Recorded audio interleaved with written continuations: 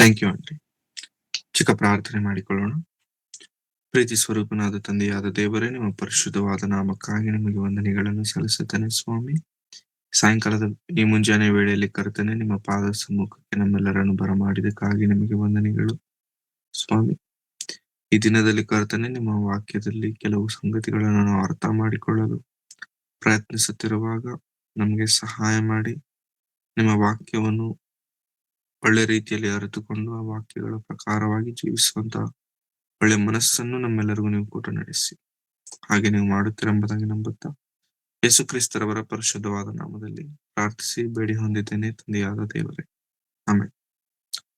ಸೇರಿ ಬಂದಂತ ಆತ್ಮೀಯರೆಲ್ಲರಿಗೂ ಯೇಸು ಕ್ರಿಸ್ತರವರ ಪರಿಶುದ್ಧವಾದ ನಾಮದಲ್ಲಿ ಹೃದಯಪೂರ್ವಕವಾದಂತಹ ವಂದನೆಗಳನ್ನು ನಾನು ಸಲ್ಲಿಸೋನಾಗಿದ್ದೇನೆ. ಪ್ರಿಯರೇ, ಈ ಬೆಂಗಳೂರು ಮಹಾನಗರದಲ್ಲಿ ಜೀವಿಸುತ್ತಿರುವಂತಹ ನಮಗೆ ಎಲ್ಲ ಆನ್ಲೈನ್ ಅಲ್ಲಿ ನಮ್ಗೆ ಅವೈಲೇಬಲ್ ಆಗಿದೆ. ಏನೇ ಬೇಕಂದ್ರು whatever you want, phone open ಮಾಡಿ ಆರ್ಡರ್ ಮಾಡಿದ ತಕ್ಷಣ ಮನೆಗೆ ಬರುತ್ತೆ. ತರಕಾರಿ ಆಗಿರ್ಬೋದು, ಮಟನ್ ಚಿಕನ್ ಆಗಿರ್ಬೋದು, ತಿಂಡಿ ಆಗಿರ್ಬೋದು, ಊಟ ಆಗಿರ್ಬೋದು, ಮೆಡಿಸಿನ್ಸ್ ಆಗಿರ್ಬೋದು, ಎಲ್ಲ everything is available on the finger tips. ಯಾವ್ದಾದ್ರು ಆರ್ಡರ್ ಮಾಡಿದೀವಿ ಅಂತಂದ್ಮೇಲೆ ಆ ಆರ್ಡರ್ಗೋಸ್ಕರ ಕಾಯ್ಕೊಂಡಿರ್ತೇವೆ.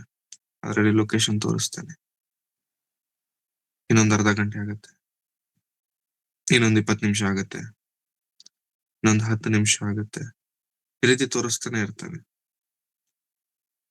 ಆ ತೋರಿಸ್ತಿರ್ಬೇಕಾದ್ರೆ ನೋಡ್ತಾ ನೋಡ್ತಾ ನೋಡ್ತಾ ಆ ಟೈಮ್ ಕಡಿಮೆ ಆಗ್ತಿದ್ದಷ್ಟು ನಮಗೆ ಟೆನ್ಷನ್ ಜಾಸ್ತಿ ಆಗ್ತಿರುತ್ತೆ. ಯಾವಾಗ ಬರ್ತಾನೆ ಯಾವಾಗ ಬರ್ತಾನೆ ಯಾವಾಗ ಬರ್ತಾನೆ. ಫುಡ್ ಡೆಲಿವರಿ ಆಪ್ಸ್ ನಾವು ನೋಡ್ಕೊಂಡ್ರೆ 10 minutes delivery, 30 minutes delivery, on time delivery ಅಂತ. ಆನ್ ಟೈಮ್ ಡೆಲಿವರಿ ಯಾವತ್ತೂ ಆನ್ ಟೈಮ್ ಮಾಡಲ್ಲ, ಯಾವತ್ತೂ ಆನ್ ಟೈಮ್ ಮಾಡೋದಿಲ್ಲ. ಅರ್ಧ ಗಂಟೆ ಬರ್ತೇನೆ ಅಂತ ತೋರಿಸ್ತಾನೆ, ಬಟ್ ಅವ್ನು ಬರೋದು 45 ನಿಮಿಷ ಆಗತ್ತೆ. ಯಾಕಿದ್ ನಾನು ಹೇಳ್ತಿದ್ದೇನೆ ಅಂತಂದ್ರೆ, ನಮಗೆ ಅಭ್ಯಾಸ ಆಗ್ಬಿಟ್ಟಿದೆ ಇಮಿಡಿಯೇಟ್ ಆಗಿ ಸಿಗುವಂತದ್ದು, ಇನ್ಸ್ಟೆಂಟ್ ಆಗಿ ಸಿಗುವಂತದ್ದು. ಏನೇ ಆದ್ರೂ ಕೂಡ ನಾವ್ ಇವಾಗ ಹೋಗ್ಬಿಟ್ಟು ಊಟ ಬೇಕು ಅಥವಾ ಏನಾದ್ರು ಬೇಕು ಅಂತಂದ್ರೆ ಹೋಗ್ಬಿಟ್ಟು ಮಾರ್ಕೆಟ್ಗೆ ಹೋಗ್ಬಿಟ್ಟು ನಿಂತ್ಕೊಂಡು ಕಾಯ್ಕೊಂಡು ತೆಗೆದುಕೊಳ್ಳುವಂತ ಪರಿಸ್ಥಿತಿಯಲ್ಲಿ ನಾವಿಲ್ಲ ಯಾವ್ದ್ರಲ್ಲೂ ಕೂಡ. ಏನೇ ಬೇಕಂತಂದ್ರು ಕೂಡ ಮನೇಲೆ ಕೂತಿರ್ತೇವೆ, ಮನೇಲೆ ಎಲ್ಲ ಮಾಡ್ತಿರ್ತೇವೆ, ಆರ್ಡರ್ ಮಾಡ್ತೇವೆ, ಟಕ್ಕಂತ ಬಂದ್ಬಿಡುತ್ತೆ. ಅದು ನಮಗೆ ಅಭ್ಯಾಸ ಆಗ್ಬಿಟ್ಟಿದೆ. It's not A wrong thing. ಆದ್ರೆ ಈ ಅಭ್ಯಾಸ ಕ್ರೈಸ್ತರಿಗೆ ದೇವರ ಬಳಿಗೆ ಬಂದ್ಬಿಟ್ಟಿದೆ. ಹೇಗೆ ಅಂತಂದ್ರೆ, ದೇವರನ್ನು ಕೂಡ ದೇವ್ರೆ ಯಾಕೆ ತಡ ಮಾಡ್ತಿದೀಯಾ, ದೇವ್ರೆ ನೀನ್ ನನ್ ಜೊತೆಗಿದೀಯಾ, ನಾನೇನಾದ್ರು ತಪ್ಪು ಮಾಡದ್ನ, ನಾನೇನಾದ್ರೂ ನನಗೆ ಅವಿಧೇಯನಾಗಿ ಬದುಕ್ತಿದ್ದೇನಾ, ಯಾಕೆ ಯಾಕೆ ಈ ಸಂದೇಹಗಳು, ಯಾಕೆ ಈ ಪ್ರಶ್ನೆಗಳು ಬರ್ತವೆ ಅಂತಂದ್ರೆ, ದೇವರು ನಮ್ಮ ಜೀವನದಲ್ಲಿ ನಾವು ಕೇಳಿಕೊಂಡಿರುವಂತದ್ದು ಅಥವಾ ದೇವರು ನಮ್ಮ ಜೀವನದಲ್ಲಿ ಮಾಡಬೇಕಾಗಿರುವಂತದ್ದನ್ನ ಮಾಡುವುದು ತಡವಾದಾಗ ನಮಗಿಂತ ಸಂದೇಹಗಳು ಬರ್ತವೆ. ಬಿಕಾಸ್ ಈ ಬ್ಯುಸಿ ಲೈಫ್ ಅಲ್ಲಿ ಇನ್ಸ್ಟೆಂಟ್ ಆಗಿ ಸಿಗುವುದಕ್ಕೆ ನಾವು ಅಭ್ಯಾಸಗೊಂಡ್ಬಿಟ್ಟಿದೆ. ಬ್ಯುಸಿ ಲೈಫ್ ಸ್ಟೈಲ್ ಅಲ್ಲಿ, ಈ ಬ್ಯುಸಿ ಬದುಕಿನಲ್ಲಿ ಎಲ್ಲವೂ ಕೂಡ ಫಿಂಗರ್ ಟಿಪ್ಸ್ ಅಲ್ಲಿ ಸಿಗ್ತಿರೋದ್ರಿಂದ ದೇವರನ್ನು ಕೂಡ ನಾವ್ ಏನ್ ಅಂದ್ಕೊಂಡ್ಬಿಟ್ಟಿದ್ದೇವೆ ಅಂತಂದ್ರೆ, ದೇವರೇ ನಾನ್ ನಿನ್ನನ್ನ ಒಂದು ಕೇಳಿದ್ದೇನೆ, ಅದು ನೀನು ಮಾಡೋದಕ್ಕೆ ಯಾಕೆ ತಡ ಮಾಡ್ತಿದೀಯ, ವೈ ಆರ್ ಡಿಲೇಯಿಂಗ್. ನಿಜ ಹೇಳ್ಬೇಕು ಅಂತಂದ್ರೆ, ದೇವರು ತಡ ಮಾಡ್ತಿದ್ದಾರೆ ಅಂತಂದ್ರೆ ನಮಗೋಸ್ಕರವಾಗಿ ಏನು ಮಹಾ ಅದ್ಭುತವನ್ನ ಮಾಡ್ತಾರೆ ಎಂಬುದಾಗಿ. ಆದ್ರೆ ನಮಗೆ ತಾಳ್ಮೆ ಅನ್ನುವಂಥದ್ದು ಬಹಳ ಕಡಿಮೆ. We lose our patience. ನಾವು ತಾಳ್ಮೆ ಕಳ್ಕೊಂಡ್ಬಿಡ್ತೇವೆ ತುಂಬಾ ಸಲ. ವಾಕ್ಯವನ್ನು ಅರಿತಂತ ನಾವು ಕ್ರೈಸ್ತರಾದಂತವರಿಗೆ ಇರಬೇಕಾದಂತ ಪ್ರಾಮುಖ್ಯವಾದ ಪ್ರಥಮವಾದಂತ ಲಕ್ಷಣ ತಾಳ್ಮೆ. ಇದು ಬಹಳ ಪ್ರಾಮುಖ್ಯ. ಯಾಕೆ ಅಂತಂದ್ರೆ ಯಾಕೆಂತಂದ್ರೆ ದೇವರ ಅದ್ಭುತ ಕಾರ್ಯಗಳನ್ನು ಕಣ್ಣಾರೆ ನೋಡಿ, ಆ ದೇವರ ಮಹತ್ ಕಾರ್ಯಗಳನ್ನು ನಾವು ಅನುಭವಿಸಬೇಕಂತಂದ್ರೆ ನಾವು ತಾಳ್ಮೆ ಉಳ್ಳವರಾಗಿರಬೇಕಾಗಿರುವಂತದ್ದು ಬಹಳ ಪ್ರಾಮುಖ್ಯ. ಯಾಕೆಂತಂದ್ರೆ ಆತ್ರ ಪಟ್ಟು ದೇವರಿಂದ ನಾವು ಹೊಂದಿಕೊಳ್ಳುವಂತದ್ದೇನೂ ಇಲ್ಲ. ಆತ್ರ ಪಟ್ಟು ದೇವರಿಂದ ನಾವು ಹೊಂದಿಕೊಳ್ಳುವಂತದ್ದೇನಿಲ್ಲ. ಆದರೆ ತಾಳ್ಮೆಯಿಂದ ನಾವು ದೇವರಿಂದ ಹೊಂದಿಕೊಳ್ಳಬಹುದು. ದೇವರ ಸಮಯವನ್ನು ಕಾದುಕೊಂಡಿದ್ದಾಗ ದೇವರಿಂದ ನಾವು ಹೊಂದಿಕೊಳ್ಳಬಹುದು. ದೇವರ ಪ್ರಣಾಳಿಕೆಯನ್ನು ನಿಜವಾಗ್ಲೂ ನಾವು ನಂಬಿದಾಗ ನಾವು ತಾಳ್ಮೆ ಉಳ್ಳವರಾಗಿರ್ತೇವೆ. ಸತ್ಯವೇದದಲ್ಲಿ ಒಂದು ವಚನವನ್ನ ನಾವು ನೋಡಿಕೊಳ್ಳೋಣ. ಹಬಕ್ಕೂಕನ ಗ್ರಂಥ. ಹಬಕ್ಕೂಕನ ಗ್ರಂಥ 2ನೇ ಅಧ್ಯಾಯ.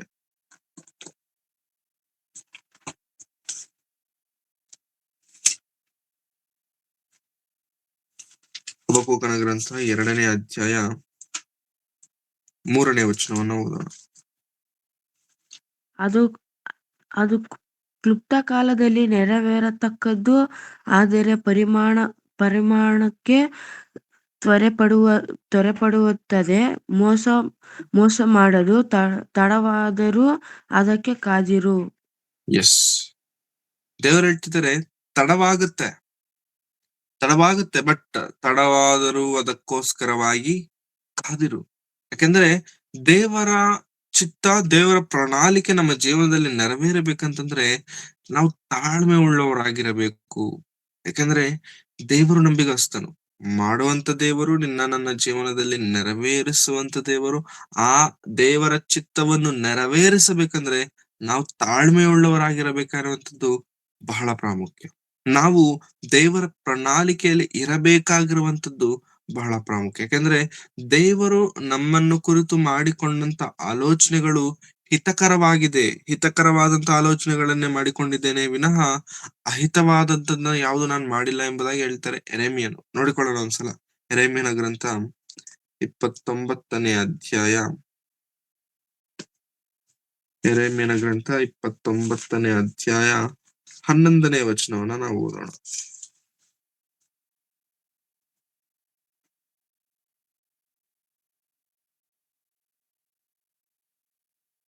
ಇವರಿಗೆ ಗತಿಯಾಗಲಿ, ನಿರೀಕ್ಷೆ ಇರಲಿ ಎಂದು ನಾನು ನಿಮ್ಮ ವಿಷಯದಲ್ಲಿ ಮಾಡಿಕೊಳ್ಳುತ್ತಿರುವ ಆಲೋಚನೆಗಳನ್ನು ನಾನೇ ಬಲ್ಲೆನು.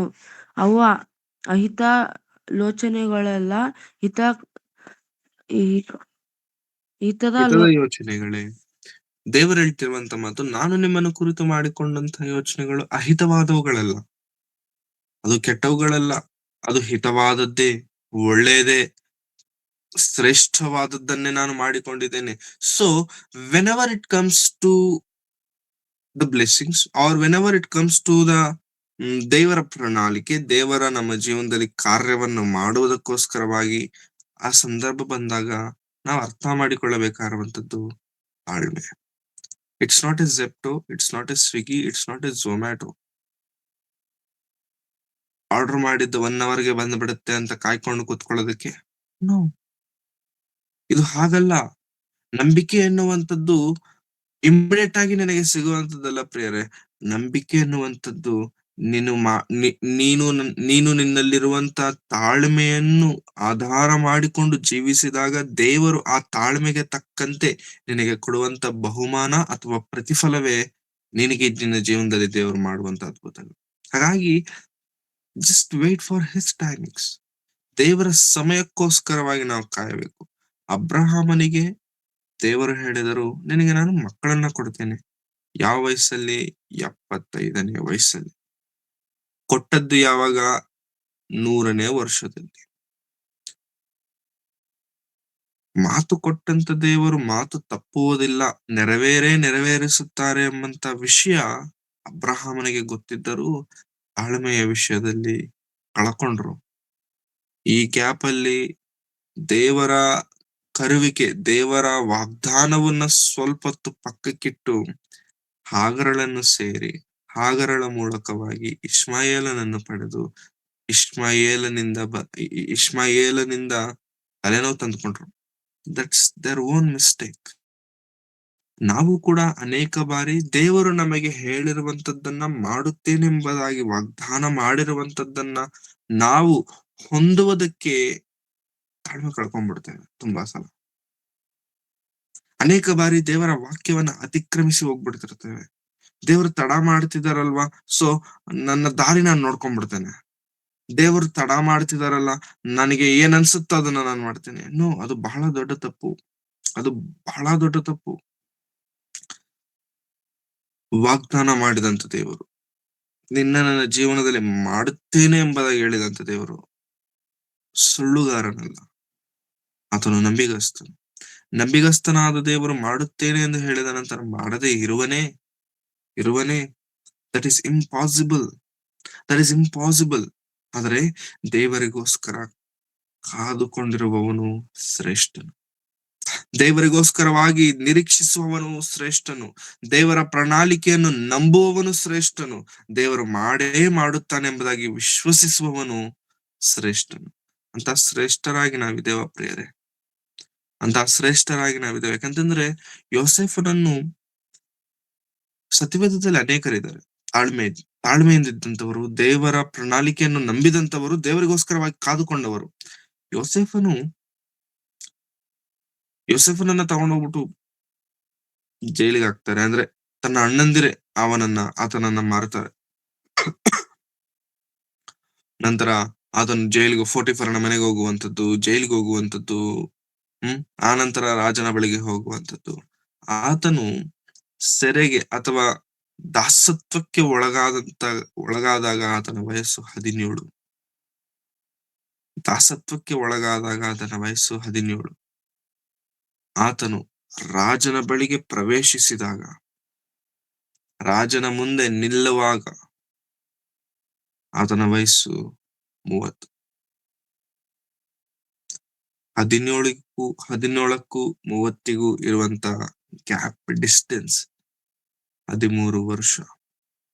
13 ವರ್ಷ. ಈ 13 ವರ್ಷ ದೇವರ ಮೇಲೆ ನಂಬಿಕೆ ಕಳ್ಕೊಂಡಿಲ್ವಾ ಯೋಸೇಫನೇ ಅಂತಂದ್ರೆ, ನೋ, ಹಿ ಡಿಡ್ಂಟ್. ನಂಬಿದನು ದೇವರನ್ನು. ದೇವರು ಕೈ ಬಿಡಲ್ಲ ಎಂಬಂತ ಮಾತನ್ನು ಸ್ಥಿರವಾಗಿ ದೃಢವಾಗಿ ನಂಬಿದನು.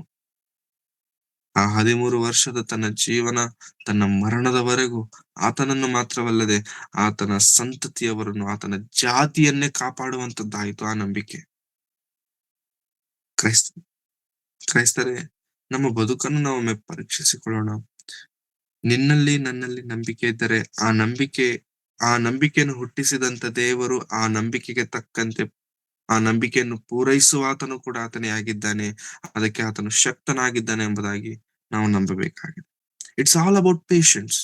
ಇದು ಎಲ್ಲವೂ ಕೂಡ ಏನೋ ಗೊತ್ತಾ ಪ್ರಿಯರೇ, ತಾಳ್ಮೆಯುಳ್ಳವರಾಗಿರಬೇಕು. ಯಾವಾಗಾದ್ರೆ ನಾವು ತಾಳ್ಮೆಯನ್ನು ಕಳ್ಕೊಂಡ್ಬಿಡ್ತೇವೋ, ಯಾವಾಗಾದ್ರೆ ತಾಳ್ಮೆಯನ್ನು ನಾವು ಧಿಕ್ಕರಿಸುತ್ತೇವೋ, ಆತನ ವಾಕ್ಯವನ್ನ ಧಿಕ್ಕರಿಸುತ್ತೇವೋ, ಅವಾಗ will search our own ways. ನಮ್ಮ ಸ್ವಂತ ದಾರಿಗಳನ್ನ ನಾವು ಹಿಡಿದುಕೊಳ್ತೇವೆ. ಹೋಗ್ಲಿ, ಅದರಿಂದ ಏನಾದ್ರೂ ಪ್ರಯೋಜನವೇನಾದ್ರೂ ಇದೆಯಾ ಅಂತಂದ್ರೆ ಇಲ್ಲ. ನಾಶನ, ಮರಣವಾಗ್ತೇವೆ, ನಾಶವಾಗ್ತೇವೆ. ಯಾವುದರಿಂದ ಅಂತಂದ್ರೆ ನಾವು ಹಿಡಿದುಕೊಂಡಂತ ಮಾರ್ಗದಿಂದ, ನಾವು ನಂಬಿದಂತ ಮಾರ್ಗದಿಂದ, ನಾವು ದೇವರ ವಾಕ್ಯದಿಂದ, ದೇವರ ಮಾರ್ಗದಿಂದ ದೂರವಾದಂತಹ ದಾರಿಯಿಂದ ನಾಶವಾಗ್ತೇವೆ ನಾವೇ. ಕ್ರಿಸ್ತರೇ, ವಾಕ್ಯವು ಸ್ಪಷ್ಟವಾಗಿ ಹೇಳುತ್ತೆ, ಬಿ ಪೇಷನ್ಸ್. ಕಾಯಿರಿ, ಕೇಳ್ರಿ, ಆತನನ್ನು ಬೇಡಿರಿ. ಆತನು ಹೇಳಿದರೆ, ಆತನು ಮಾಡಿದರೆ, ಆತನು ಮಾಡುತ್ತೇನೆ ಎಂಬುದಾಗಿ ವಾಗ್ದಾನ ಮಾಡಿದರೆ, ವಾಗ್ದಾನ ಮಾಡಿದಂತ ದೇವರು ಮಾಡೇ ಮಾಡ್ತಾರೆ. ವಾಗ್ದಾನ ಮಾಡಿದಂತ ದೇವರು ಮಾಡೇ ಮಾಡ್ತಾರೆ. It may take time.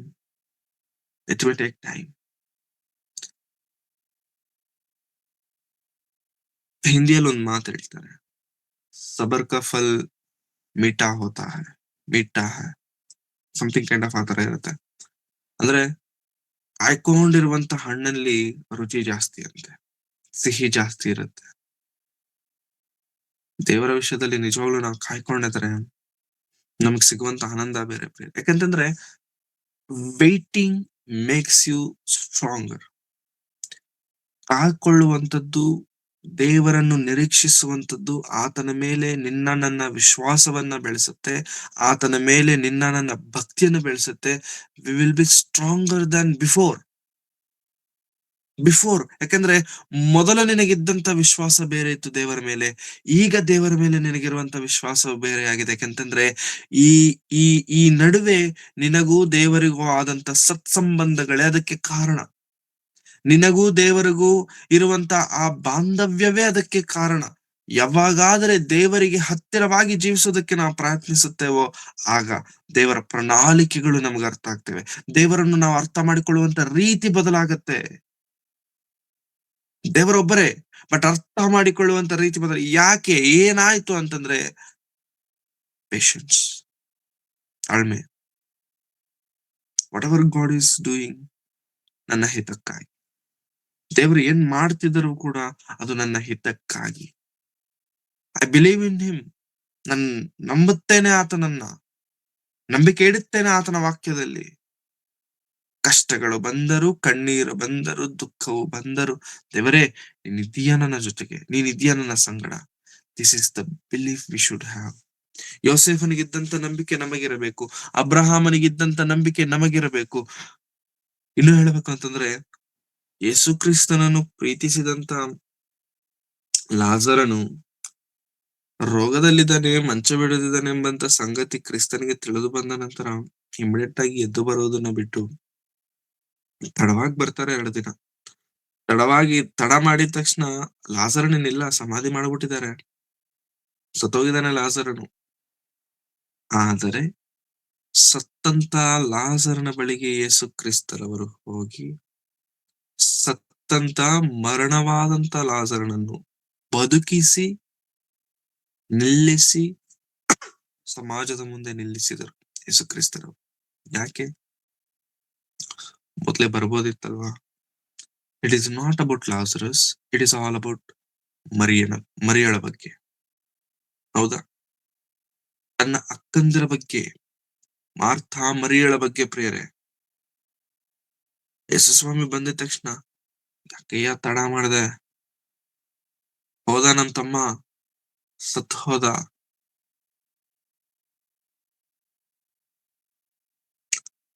ಅವರ ನಂಬಿಕೆಯನ್ನು ಬಲಪಡಿಸೋದಕ್ಕಾಗಿ. When God is taking time, he is preparing you. ದೇವರು ಸಮಯ ತೆಗೆದುಕೊಳ್ಳುತ್ತಿದ್ದಾರೆ ಅಂತಂದ್ರೆ he is preparing you to be more stronger than before. ನಿನ್ನನ್ನು ಬಲಪಡಿಸುತ್ತಿದ್ದಾರೆ, ನಿನ್ನನ್ನು ದೃಢಪಡಿಸುತ್ತಿದ್ದಾರೆ, ನಿನ್ನನ್ನು ಧೈರ್ಯ ಪಡಿಸುತ್ತಿದ್ದಾರೆ. Because he is taking time. ಅದಕ್ಕೆ ದೇವರು ಸಮಯ ತೆಗೆದುಕೊಳ್ತಿದ್ದಾರೆ. ಲಾಜರನು ರೋಗದಲ್ಲಿದ್ದಾನೆ, ಮಂಚದ ಮೇಲಿದ್ದಾನೆ. Why can't he come early? ಯಾಕೆ ಬೇಗ ಬರಬಾರ್ದಿತ್ತ? ಮಾರ್ಥಾ ಮರಿಯಳ ವಿಶ್ವಾಸ, ಮಾರ್ಥಾ ಮರಿಯಳ ನಂಬಿಕೆ,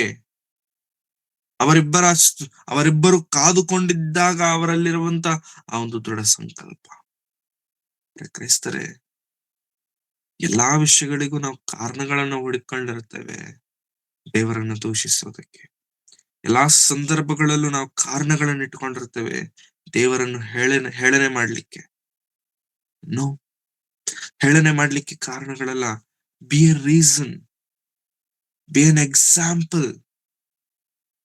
ಕಾದುಕೊಂಡಿದ್ದರೆ ದೇವರು ಇಂಥ ಅದ್ಭುತಗಳನ್ನ ಮಾಡುತ್ತಾರೆ ಎಂಬುದಾಗಿ ನನ್ನ ಬದುಕನ್ನು ತೋರಿಸಿ ಹೇಳುವ ಹಾಗೆ ಎಕ್ಸಾಂಪಲ್ ಆಗಿ ಬದುಕಬೇಕು. Be an example, be an very good example.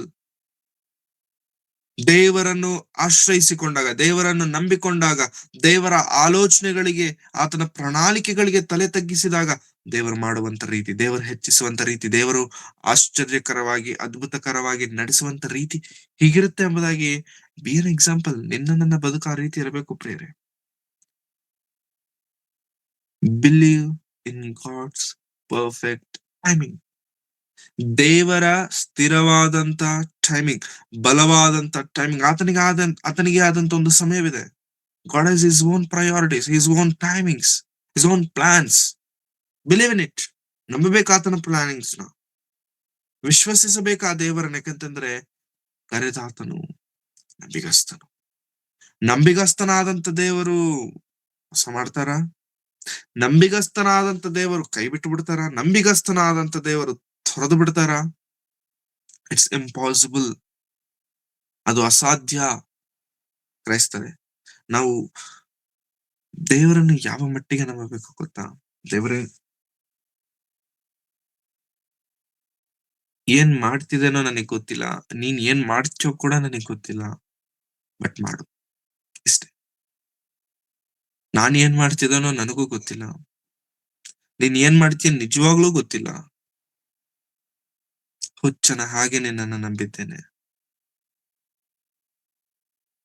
ದಿಕ್ಕಿಲ್ಲದವನ ಹಾಗೆ ನಿನ್ನನ್ನು ಆಶ್ರಯಿಸಿದ್ದೇನೆ. Just lead me. Just guide me. ನಿನ್ನ ಆಲೋಚನೆ, ನಿನ್ನ ಪ್ರಣಾಳಿಕೆ, ನಿನ್ನ ಚಿತ್ತ, ನಿನ್ನ ಉದ್ದೇಶಗಳೇ ನನ್ನ ಬದುಕಿನಲ್ಲಿರಬೇಕು. ನಾವೆಲ್ಲರೂ ತೆಗೆದುಕೊಳ್ಳಬೇಕಾಗಿರುವಂತಹ ನಿರ್ಣಯವೇನಾಗುತ್ತಾ ಪ್ರಿಯರೇ? ಮನುಷ್ಯರನ್ನು ಆಧಾರ ಮಾಡಿಕೊಳ್ಳಬಾರದು. It's the first thing. ಇದು ಮೊದಲನೆಯ ದೊಡ್ಡ ಗುಣಪಾಠ. ಎರಡನೇದು, ದೇವರೇ, ನಾನು ಮನುಷ್ಯರನ್ನ ನೋಡ್ತಿಲ್ಲ, ನಿನ್ನನ್ನು ನೋಡ್ತಿದ್ದೇನೆ. ನಿನ್ನನ್ನು ನೋಡುತ್ತಿರುವಂತ ನಾನು ನಿನ್ನನ್ನು ನೋಡುತ್ತಿರುವಂತ ನಾನು ಎಲ್ಲಿಗೆ ಹೋಗಬೇಕೋ ಗೊತ್ತಿಲ್ಲ, ಹೇಗ್ ಹೋಗ್ಬೇಕೋ ಗೊತ್ತಿಲ್ಲ, ಏನ್ ಮಾಡಬೇಕೋ ಗೊತ್ತಿಲ್ಲ. ಹಾಗಂತೇಳಿ ನಿನ್ನಿಂದ ನಾನು ದೂರ ಆಗೋದಿಲ್ಲ. ಹೌದಾ? ಎಷ್ಟು ಕ್ವಶನ್ಸ್, ಎಷ್ಟು ಡೌಟ್ಸ್ ನನ್ನ ಹೃದಯದಲ್ಲಿದ್ದರೂ ಎಲ್ ನಿನ್ನನ್ನು ಮಾತ್ರ ನಾನು ಬಿಟ್ಟು ಹೋಗೋದಿಲ್ಲ. ನಿನ್ನಿಂದ ಮಾತ್ರ ನಾನು ದೂರವಾಗೋದಿಲ್ಲ. ನಾನು ನಿನ್ನ ಜೊತೆಗೆ ನಿನ್ನ ಸೇವೆಯಲ್ಲಿರುವುದು ಮಾತ್ರ 100%. This is for sure. ಇದು ಮಾತ್ರ 100% ಸತ್ಯ. ಈ 100% ಸತ್ಯವಾದಂತ ಈ ಸತ್ಯವನ್ನು ಕಾಪಾಡಿಕೊಳ್ಳಲು ನನಗೆ ಸಹಾಯ ಮಾಡು. ಈ ಮಾತಿಗೆ ತಕ್ಕಂತೆ ನಾನು ಜೀವಿಸಲು ನನಗೆ ಕೃಪೆ ತೋರಿಸು. This is the prayer we should have to do. ನಾವು ಮಾಡಬೇಕಾಗಿರುವಂತ ಪ್ರಾರ್ಥನೆಗಳಿವೆ. ಕರ್ತನೆ, ನಾನಂತೂ ನಿನ್ನ ಸೇವೆಯಲ್ಲಿ, ನಿನ್ನ ಕೆಲಸದಲ್ಲಿರುತ್ತೇನೆ. This is for sure. ಆದರೆ ಹೇಗಿರುತ್ತೇನೆ, ಏನ್ ಮಾಡ್ತೇನೆ, ಎಲ್ಲಿಗೆ ಹೋಗ್ತೇನೆ, ಅದೆಲ್ಲ ನನಗೆ ಗೊತ್ತಿಲ್ಲ. ನಾನು ನಡೆಸು. Guide me, lead me. Never ever depend upon human beings. ಮನುಷ್ಯ ಜಾತಿಯನ್ನು ಆಧಾರ ಮಾಡ್ಕೊಳ್ಳಿಕ್ಕೆ ಹೋಗಲೇಬಾರದು. ನಾಟಕ ಮಾಡ್ತಾರೆ, ಹೇಳನೆ ಮಾಡ್ತಾರೆ, ದೂಷಿಸುತ್ತಾರೆ.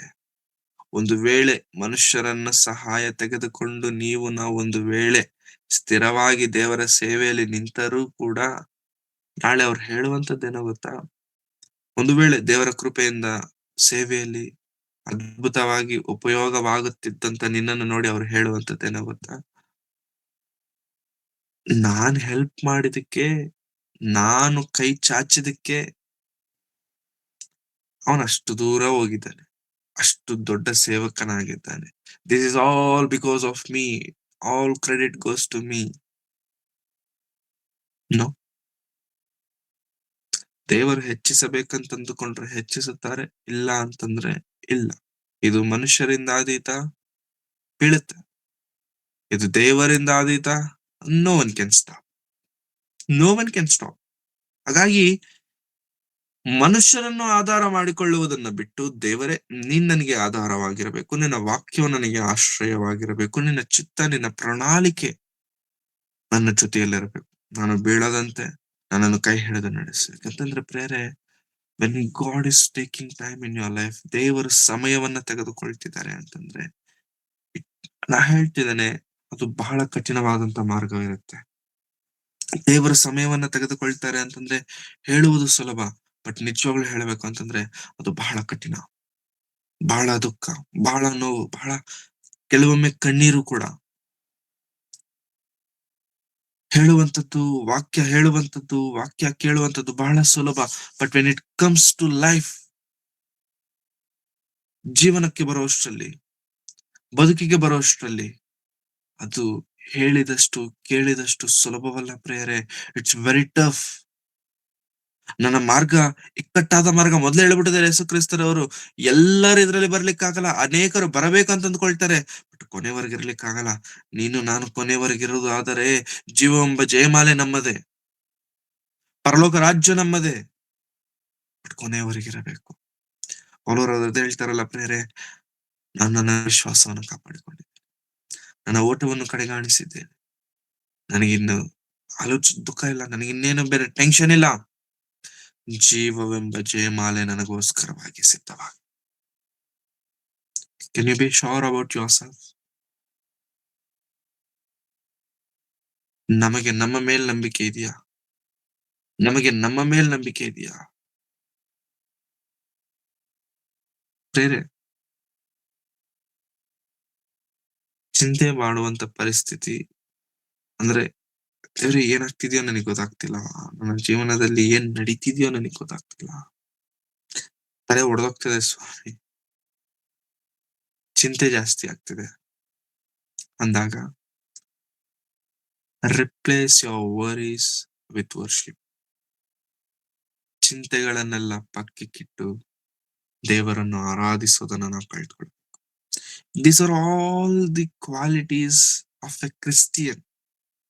ಕ್ರೈಸ್ತನಿಗೆ ಇರಬೇಕಾದಂತ ಲಕ್ಷಣಗಳಿವೆಲ್ಲ. Forget about your worries. ನಿನ್ನ ಚಿಂತೆ, ನಿನ್ನ ದುಃಖ, ನಿನ್ನ ಕಣ್ಣೀರು, ಅದು ಏನಿದೆಯೋ ಎಲ್ಲವನ್ನು ಪಕ್ಕಕ್ಕಿಟ್ಟು ದೇವರ ಪ್ರಣಾಳಿಕೆ, ದೇವರ ಚಿತ್ತ, ದೇವರ ಸಂಕಲ್ಪವನ್ನು ಆಧಾರ ಮಾಡಿಕೊಂಡು ಬದುಕೋದನ್ನ ನಾವು ಕಲ್ತ್ಕೊಳ್ಬೇಕು. Replace your worries with worship. ಪ್ರತಿ ಸಮಯ, ಪ್ರತಿದಿನ ಆರಾಧನೆ ಮಾಡಿ.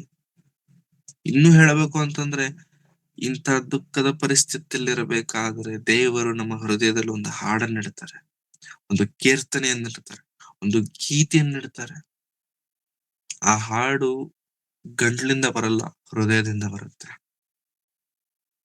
ಹೃದಯದಿಂದ ಬಂದಂತ ಪದಗಳಿಂದ ಬಂದಂತ ಹಾಡು ಅದ್ಭುತವಾಗಿರುತ್ತೆ. ಹೇಗಾದ್ರೆ ಆ ಹಾಡು ನಿನ್ನನ್ನು ಬಲಪಡಿಸಿತೋ, ಅನೇಕರನ್ನು ಬಲಪಡಿಸುವಂತ ಹಾಡಾಗಿ ಅದಿರಬಹುದು.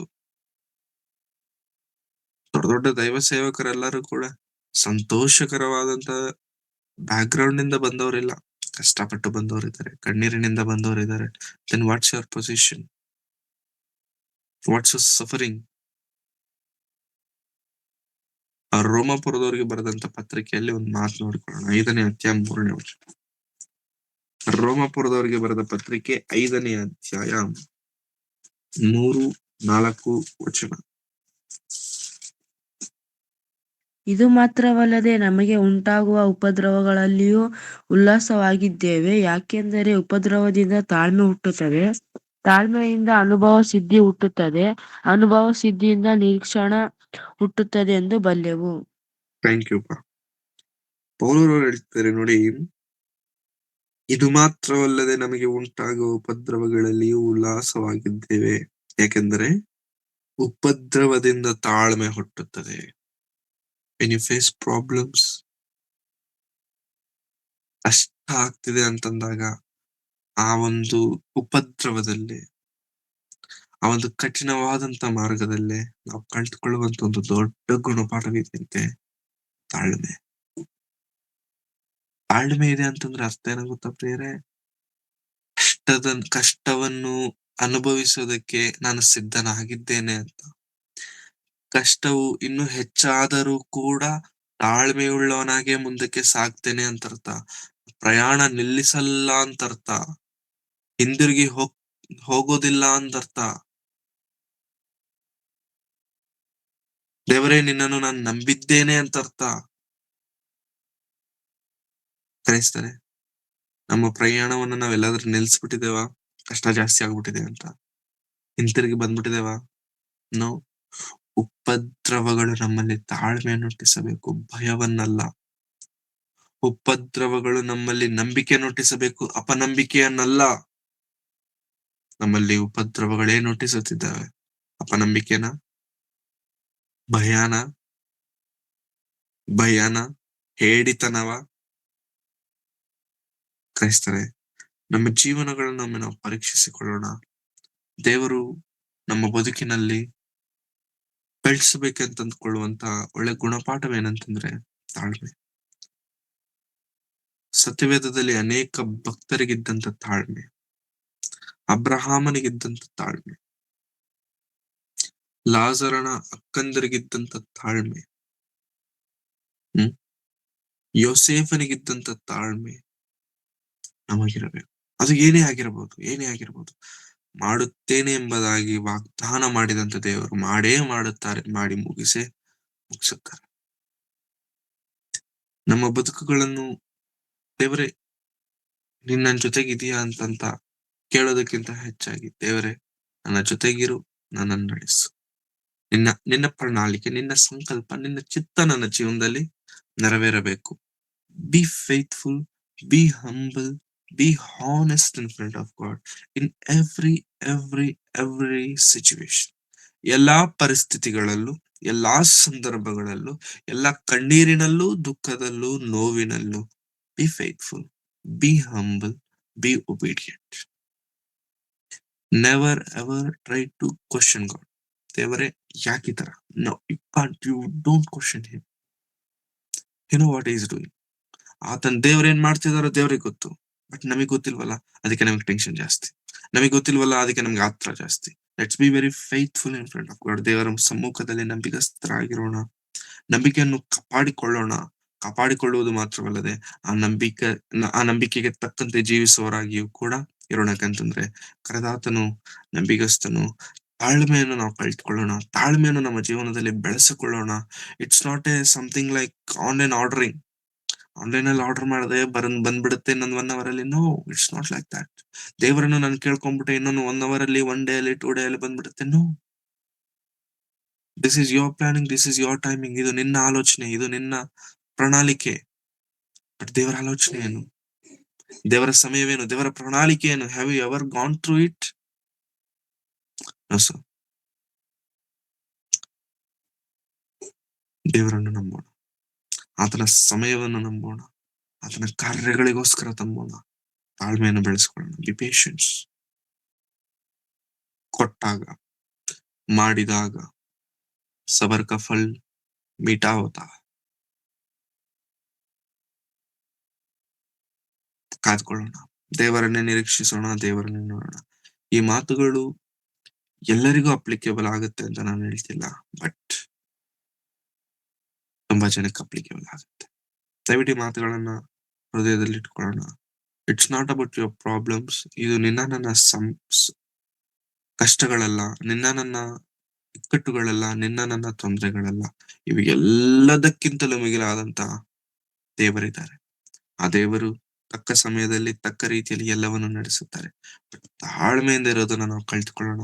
ಬಹಳ ಸಂದರ್ಭಗಳಲ್ಲಿ ಮನುಷ್ಯರಿಗೆ ತಾಳ್ಮೆಯಿಂದಿರೋದೇ ದೊಡ್ಡ ಕ್ವಶನ್. ನೋ, ಕ್ರೈಸ್ತರಿಗೆ ಇರಬೇಕಾಗಿರುವಂತ ಒಳ್ಳೆ ಲಕ್ಷಣಗಳಲ್ಲಿ ತಾಳ್ಮೆ ಒಂದು. ತಾಳ್ಮೆಯನ್ನು ಬೆಳೆಸಿಕೊಳ್ಳೋಣ. Let's be very humble in front of God. ತಗ್ಗಿಸಿಕೊಳ್ಳೋಣ. ಯಾವ ವಿಷಯದಲ್ಲೂ ಗರ್ವಿಸದೆ, ಎಲ್ಲಾ ವಿಷಯದಲ್ಲೂ ತಗ್ಗಿಸಿಕೊಳ್ಳುತ್ತಾ, ಆತನ ಸನ್ನಿಧಾನವನ್ನೇ ಹುಡುಕುತ್ತಾ, ಆತನ ವಾಕ್ಯವನ್ನೇ ನೋಡುತ್ತಾ, ಕೊನೆವರೆಗೂ ಆತನ ಸೇವೆಯಲ್ಲಿರೋಣ.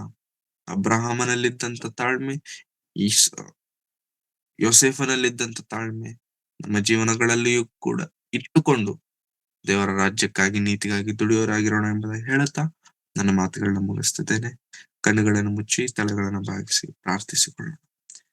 ಪ್ರೀತಿ ಸ್ವರೂಪನಾದ ತಂದೆಯಾದ ದೇವರೇ, ನಿಮ್ಮ ಪರಿಶುದ್ಧವಾದ ನಾಮಕ್ಕಾಗಿ ನಿಮಗೆ ವಂದನೆಗಳನ್ನು ಸಲ್ಲಿಸುತ್ತೇವೆ. ಸ್ವಾಮಿ ಕರ್ತನೆ, ನಮ್ಮನ್ನು ಬಲಪಡಿಸಿ. ಅನೇಕ ಸಂದರ್ಭಗಳಲ್ಲಿ ನಾವು ತಾಳ್ಮೆಯನ್ನು ಕಳ್ಕೊಳ್ತೇವೆ, ನಿಮ್ಮ ವಾಕ್ಯದಿಂದ ದೂರವಾಗ್ತೇವೆ. ನೀವು ನಮ್ಮ ಜೀವನದಲ್ಲಿ ಏನ್ ಮಾಡ್ತಿದ್ದೀರೋ ಅರ್ಥ ಮಾಡಿಕೊಳ್ಳದೆ ಸ್ವಾಮಿ, ನಿಮ್ಮನ್ನೇ ಅನೇಕ ಬಾರಿ ಪ್ರಶ್ನಿಸುವರಾಗಿದ್ದೇವೆ. ನಮ್ಮನ್ನು ಕ್ಷಮಿಸಿ, ನಮಗೆ ತಾಳ್ಮೆಯನ್ನು ತುಂಬಿಸಿ, ನಿಮ್ಮ ವಾಕ್ಯವನ್ನು ಹೃದಯದಲ್ಲಿ ಇಟ್ಟುಕೊಂಡು ಜೀವಿಸುವಂತ ಒಳ್ಳೆ ಮನಸ್ಸನ್ನು ಕೊಟ್ಟರೆ. ಸತ್ಯವೇದದಲ್ಲಿ ಅನೇಕ ಭಕ್ತರು ನೀವು ಮಾಡಿದಂತ ವಾಗ್ದಾನ, ನಿಮ್ಮ ಸಹಾಯವನ್ನು ಹೊಂದುವುದಕ್ಕೆ ಕಾದುಕೊಂಡಿದ್ದರವರು. ನಾವು ಸಹ ಕರ್ತನೆ ಕಾಯ್ಕೊಂಡಿರೋದಕ್ಕೆ ಸಹಾಯ ಮಾಡಿ. ಎಲ್ಲಾ ಸಂದರ್ಭಗಳಲ್ಲಿ ನಿಮ್ಮನ್ನೇ ದೃಷ್ಟಿಸುವಂತೆ ಕೃಪೆ ತೋರಿಸಿ, ನಿಮ್ಮನ್ನು ಕೇಳುವವರಾಗಿ, ಬೇಡುವವರಾಗಿ, ಆರಾಧಿಸುವವರಾಗಿ, ಸ್ಮರಿಸುವವರಾಗಿ ನಾವಿರುವುದಕ್ಕೆ ನಮಗೆ ಸಹಾಯ. ನಿಮ್ಮ ಬಲವು ನಮಗೆ ಬೇಕಿದೆ ಕರ್ತನೆ. ಬಲಹೀನವಾದಂತಹ ಪರಿಸ್ಥಿತಿಗಳಲ್ಲಿ ನಮ್ಮನ್ನು ಬಲಪಡಿಸಿ. ನೀವೇ ನಮ್ಮ ಜೀವನಗಳಲ್ಲಿ ಇದ್ದು ನಮ್ಮ ಬದುಕಿನ ಮೂಲಕ ನೀವೊಬ್ಬರೇ ಮಹಿಮೆ ಹೊಂದಿಕೊಳ್ಳಬೇಕೆಂಬುದಾಗಿ ಕೇಳ್ಕೊಳ್ಳುತ್ತಾ, ಮಾಡಿದ ಎಲ್ಲಾ ರೀತಿಯಾದಂತಹ ಉಪಕಾರಗಳಿಗಾಗಿ ನಿಮಗೆ ವಂದನೆಗಳನ್ನು ಸಲ್ಲಿಸುತ್ತಾ, ಯೇಸು ಕ್ರಿಸ್ತರವರ ಪರಿಶುದ್ಧವಾದಂತ ನಾಮದಲ್ಲಿ ಪ್ರಾರ್ಥಿಸಿ ಬೇಡಿ ಹೊಂದಿದ್ದೇನೆ, ತಂದೆಯಾದ ದೇವರೇ, amen.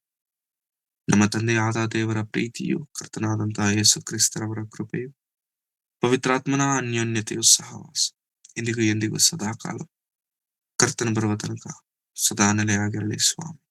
Amen. Thank you very much. ಎಲ್ಲರಿಗೂ ವಂದನೆಗಳು.